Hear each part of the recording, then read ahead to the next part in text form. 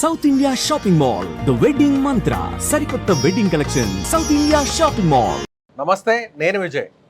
హైదరాబాద్లో ఏసీలో ఉన్నటువంటి కంప్రెషర్ పేలిపోవడంతో ఒకే కుటుంబానికి సంబంధించిన 17 మంది చనిపోయారు.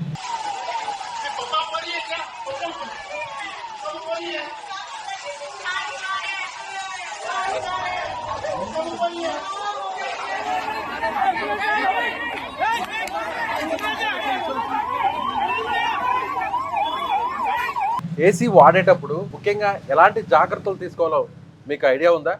ఎస్, వీటన్నిటి గురించి మనం మాట్లాడదాం. మనతో పాటు ఉన్నారు technician Sai. Hi Sai. Hi sir. హైదరాబాద్లో ఈ యాక్సిడెంట్ జరిగింది కదా, మెయిన్ రీజన్ ఏసీలో ఉన్న కంప్రెషర్ పేలిపోవడం.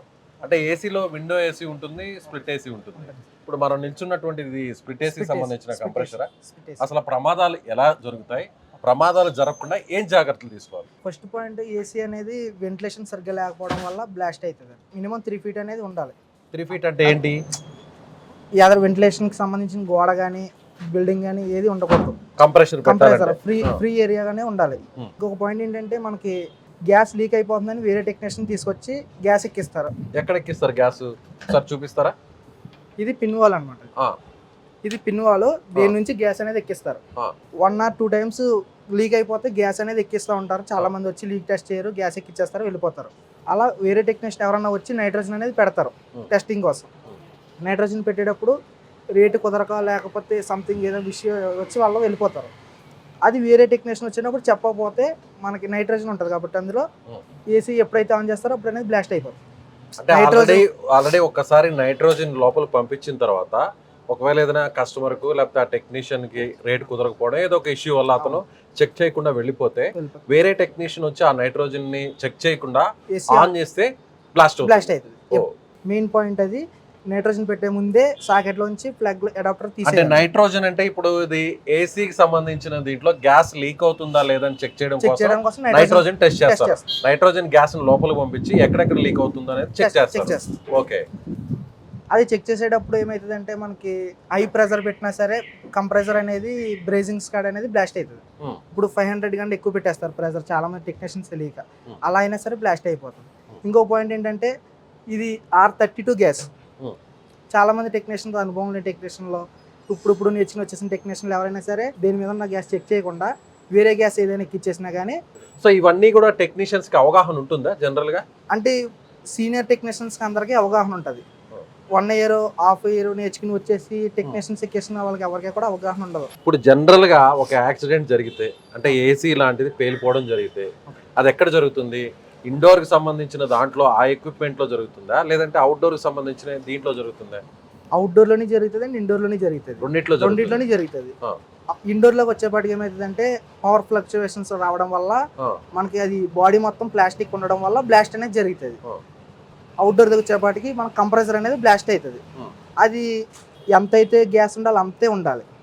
ఆ గ్యాస్ కంటే తక్కువ ఉన్న బ్లాస్ట్ అవుతుంది, ఎక్కువ ఉన్నా కానీ బ్లాస్ట్. ఇప్పుడు హైదరాబాద్ లోని ఓల్డ్ సిటీలో జరిగింది కదా, ఎక్కువ మంది ఏమంటున్నారంటే అక్కడ ఉన్న ఎక్స్పర్ట్స్ కూడా వాళ్ళందరూ కూడా అక్కడ ప్రాథమికంగా వచ్చిన ఇన్ఫర్మేషన్ ప్రకారం చూస్తే గ్యాస్ లో ఉన్న అవుట్డోర్స్ అన్ని కూడా కంజెస్టెడ్ గా ఉండడం వల్ల, అంటే బిల్డింగ్ కి మధ్య ఎక్కడా కూడా గ్యాప్ లేకపోవడం, ఆ అవుట్డోర్స్ కూడా బిల్డింగ్ లోపల వైపు పెట్టడం వల్లే ఆ వెంటిలేషన్ సక్రమంగా తీసుకోలేకపోవడం వల్ల ఒక్కసారిగా ప్రెషర్ పడిపోయి లోడ్ పడిపోయి బ్లాస్ట్ అయింది అంటున్నారు.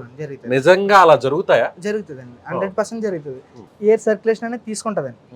మనకి గ్యాస్ ఎప్పుడైతే కండెన్సర్ లో సర్క్యులేట్ అవుతుందో ఆ హీటింగ్ అనేది త్రోయింగ్ ఇవ్వాలండి. గ్యాస్ అనేది అవుట్డోర్ లో గ్యాస్ సర్క్యులేషన్ జరుగుతుందండి. మనకి ఇండోర్ లో కూలింగ్ రావాలంటే అవుట్డోర్ లో అనేది హీటింగ్ జరుగుతుంది. హీటింగ్ కండెన్సర్ జరుగుతుంది. హీటింగ్ జరిగేటప్పుడు ఫ్యాన్ మోటార్ నుంచి ఎయిర్ ఫ్రంట్కి వస్తుంది. ఆ ఫ్రంట్కి వచ్చేటప్పుడు మనం క్లోజ్ చేసేస్తే ఏరియాకి మనకి సర్క్యులేషన్ అనేది హీటింగ్ అనేది ఓవర్ హీట్ అయిపోయి కంప్రెసర్ అనేది బ్లాస్ట్ అవుతుంది ఆటోమేటిక్గా. అది 1 or 2 hours రన్ చేసే వాళ్ళకి జరగదు. 6 to 8 hours కంటిన్యూ రన్ చేసే వాళ్ళకి అయితే కంపల్సరీ జరుగుతుంది. అంటే ఆపకుండా ఏసీని ఆపకుండా కంప్రెసర్ అనేది 8 గంటల పాటు కంటిన్యూషన్ గా రన్ చేస్తే అది వెంటిలేషన్ లేని ఏసీలకి అయితే కంపల్సరీ బ్లాస్ట్ అవుతుంది. మెయిన్ ఏంటంటే మనకి ఏసీ అనేది వెంటిలేషన్ అనేది ఇంపార్టెంట్ అండి. అవుట్డోర్కి వచ్చేపాటికి 4 ways కూడా 3 feet అనేది మెయింటైన్ చేసుకోవాలండి. ఇండోర్కి వచ్చేపాటికి సీలింగ్ నుంచి 3 inches డౌన్ చేసి అనేది ఏసీ ఫిట్ చేసుకోవాలండి.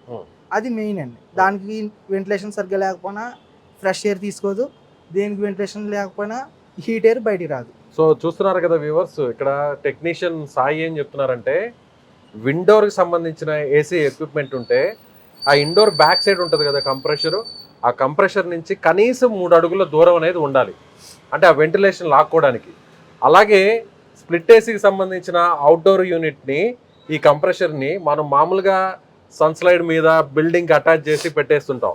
అలాంటప్పుడు ఫర్ ఎగ్జాంపుల్ ఇది ఈ స్ప్లిట్ ఏసీకి సంబంధించిన అవుట్డోర్ ఈ యూనిట్కి సంబంధించి ఇక్కడ నుంచి కనీసం 5 అడుగుల దూరం ఉండాలి, అంతేనా? అంతే ఇక్కడ నుంచి 5 అడుగుల దూరం అంటే కనీసం ఇక్కడ ఇంత మాత్రం. ఉండాలండి.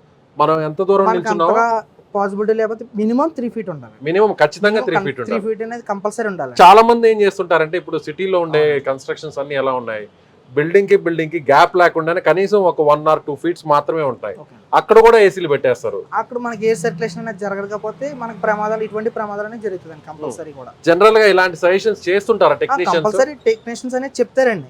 సీనియర్ టెక్నీషియన్స్ ఎవరైతే ఉంటారో ఇక్కడ పెడితే లైఫ్ లో ఇది ప్రాబ్లం వస్తుందండి, కంప్రెసర్ ఓవర్ హీట్ అయిపోతుంది, ట్రిప్ అయిపోయి ఛాన్సెస్ ఉంటాయి, అంతగా ఛాన్సెస్ బయట హీటింగ్ ఉంటే బ్లాస్ట్ అయిపోయే ఛాన్సెస్ కూడా ఉంటాయని చెప్తారండి. రైట్. మరి ఇండోర్ లో కూడా ఇండోర్ యూనిట్ వల్ల ఎలాంటి ప్రమాదాలు జరుగుతాయి, ఎలా అలర్ట్ గా ఉండాలి కూడా ఇండోర్ యూనిట్ గురించి కూడా చెప్తారు. ఇప్పుడు ఇండోర్ విషయానికి వస్తే ఇండోర్ యూనిట్ లో ఎలాంటి ప్రమాదాలు జరిగే అవకాశం ఉంది?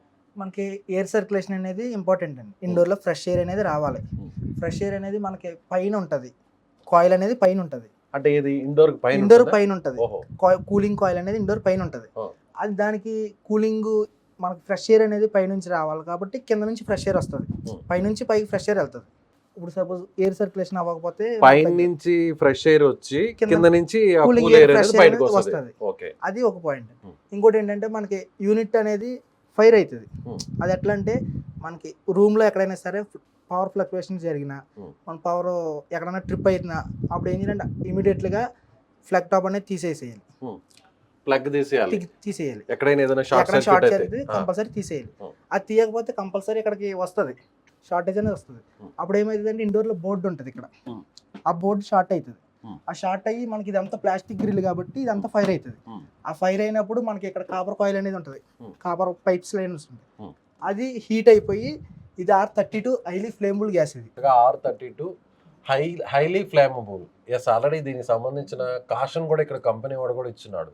Risk of fire A explosion flammable refrigerant used అని ఇచ్చినాడు. సో దీన్ని ఎవరు కూడా మనం చూడం అసలు, అలాంటి ఉంటది కాబట్టి మీరు ఎవరు చూడరు, దాంట్లో ఉండదు చూడరు, ఎవరికి దాని గురించి తెలియదు. అయితే యూనిట్ ఎప్పుడైతే షార్టేజ్ అయిందో కాపర్ పైప్ అనేది హీట్ అవుతుంది. హీట్ అయినప్పుడు లోపల గ్యాస్ అనేది ఉంటుంది కాబట్టి అది ఫైర్ అవుతుంది. ఆ ఫైర్ అనేది పెద్ద బ్లాస్ట్ కింద అవుతుంది కంపల్సరీ.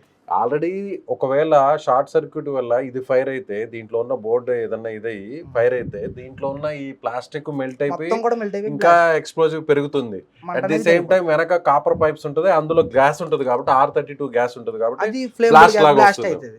అదే మీకు ఇంకా 2 types ఆఫ్ గ్యాసెస్ ఉంటాయి. 410 గ్యాస్ ఉంటుంది, 22 గ్యాస్ ఉంటుంది. 22 గ్యాస్ అనేది 9 years ఓల్డ్ నుంచి ఉండేది, దాన్ని ఇప్పుడు రావట్లా మార్కెట్ లో గ్యాస్.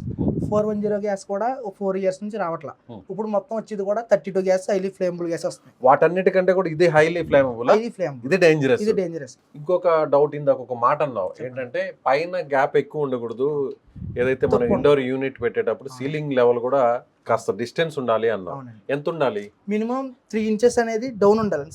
ఫాల్ సీలింగ్ కి యూనిట్ కి మిడిల్ 3 inches అనేది డౌన్ ఉండాలి. ఇప్పుడు ఇది సరిపోతుందా? ఇప్పుడు మనం చూస్తున్నది 1.5 inch ఉంటదండి, ఎట్లా ఉండకూడదు, ఇంకొంచెం తక్కువ కొద్ది డౌన్ ఉండాలి.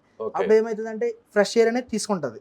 ఆ ఫ్రెష్ ఎయిర్ తీసుకునేటప్పుడు మనకి కూలింగ్ ఎఫిషియన్సీ అనేది వస్తుంది, యూనిట్ అనేది పర్ఫెక్ట్ రన్ అవుతుంది. ఓకే, చాలా మంది బయట నుంచి ఎండలో ఒక్కపోతూ వచ్చేసేమో ఒక్కసారిగా అప్పుడే రూమ్ లోకి రాగానే ఏసీని ఆన్ చేస్తుంటాం. ఏసీ ఆన్ చేసి కంటిన్యూషన్ మన కంప్రెషర్ ఆన్లోనే ఉంటుంది, 16లో పెట్టేస్తాం, ఇమీడియట్ గా కూల్ అయిపోవాలి రూమ్ అంతా కూడా. అది కరెక్ట్ అంటారా? అది అసలు కరెక్ట్ కదండి. మనకి ఎప్పుడైనా సరే రిమోట్ లో టర్బో అనే మోడల్ ఉంటుంది. మీకు ఎక్కడి నుంచైనా బయట నుంచి రాగానే ఇమీడియట్గా కూలింగ్ ఆప్షన్ రావాలంటే టర్బో అనేది ప్రెస్ చేసుకుంటే మీకు కూలింగ్ అనేది ఆటోమేటిక్గా వస్తుంది. మీరు 24లో పెట్టుకోవాలి. మన బాడీ టెంపరేచర్ 24కి లెవెల్ అవుతుంది. మీరు రూమ్ టెంపరేచర్ 24 రాగానే కంప్రెసర్ అనేది కట్ ఆఫ్ అవుతుంది. దానివల్ల మీకు కరెంట్ సేవ్ అవుతుంది తప్ప 16, 19లో పెట్టుకుంటే అనేది కరెంట్ సేవ్ అవ్వదు. దానివల్ల కూడా ప్రమాదాలు జరిగే అవకాశం ఉందా? దాని గురించి జరగదు.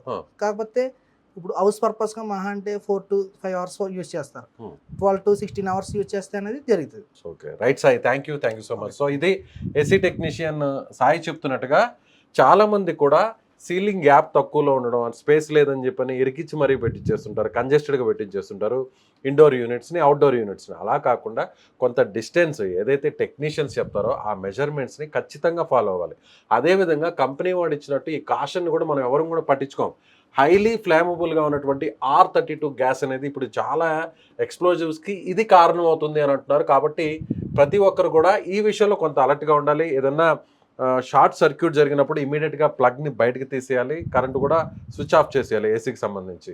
అదేవిధంగా కొంత డిస్టెన్స్ కూడా మెయింటైన్ చేయాలని చెప్తున్నారు. సో ఇండోర్ అవుట్డోర్ యూనిట్స్ని ఎలా వాడాలో టెక్నీషియన్ చెప్తున్న దాన్ని బట్టి మీ ఏసీ ఇండోర్ అవుట్డోర్ పర్ఫెక్ట్గా ఉందా ఒకసారి చెక్ చేసుకోండి. ఒకవేళ అలా లేకపోతే మరొకసారి సీనియర్ టెక్నీషియన్ పిలిపించి అందుకు తగ్గట్టుగా మీ ఏసీలని మార్పించుకోండి. Thank you so much.